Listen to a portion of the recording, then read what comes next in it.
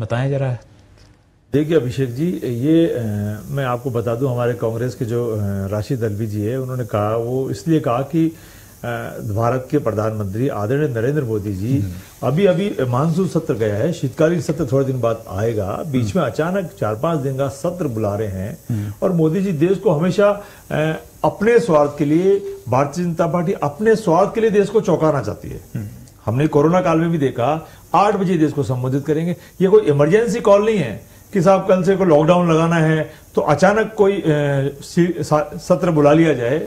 सभी पॉलिटिकल पार्टियों से जो विपक्ष में बैठी हुई उनसे राय लेते कि हम 2-4 बिल लाना चाहते हैं जो देश के हित में होंगे, उनकी राय लेकर के अगर ऐसा करते तो बेहतर होगा। नहीं, लेकिन वो बात तो ठीक है जी। मेरा सवाल ये था कि ये जो 1 नेशन 1 इलेक्शन की बात, अब तो कमेटी गठित हो गई है, पूर्व राष्ट्रपति रामनाथ कोविंद जी उसकी अध्यक्षता करेंगे, उनको नियुक्त किया गया।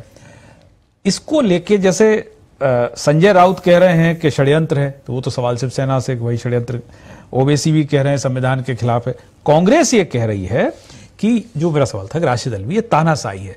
तो 1951-52, 1967 तक तो एक साथ चुनाव होते रहे ना, तो मैं कांग्रेस से समझना चाहता हूं यदि 1 नेशन 1 इलेक्शन होते हैं तो जरा बताइएगा कि अब तानाशाही कैसे है। ये तानाशाही, षड्यंत्र, देश के साथ धोखा, ये सब बातें हिंदुस्तान के प्रत्येक आदमी के दिमाग में इसलिए आती है जो भारतीय जनता पार्टी की विचारधारा नहीं रखता है। अभिषेक जी, मैं कहना चाहता हूं भारतीय जनता पार्टी के जो वर्तमान में हमारे देश के प्रधानमंत्री आदरणीय नरेंद्र मोदी जी, वो चाहते हैं पूरे देश पर मेरा कब्जा रहे, सारी पॉलिटिकल पार्टियां मेरे चरणों में रहे।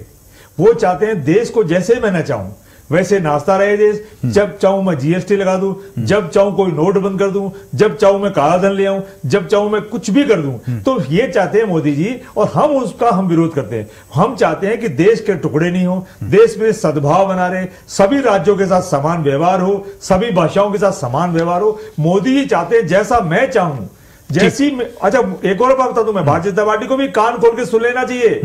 भारतीय जनता पार्टी को भी मोदी जी चाहेंगे वैसे ही चलाएंगे, तो देश को भी वो वैसे ही चलाना चाहते हैं, भारतीय जनता पार्टी को भी वैसे ही चलाना चाहते हैं। और भारतीय जनता पार्टी तो उनके कहे पर चल पड़ी है, ठीक, भारतीय जनता पार्टी उनके कहे पर चल पड़ी है, लेकिन देश उनके कहने पे ऐसे नहीं चलेगा। ठीक, वक्त एक ब्रेक का है।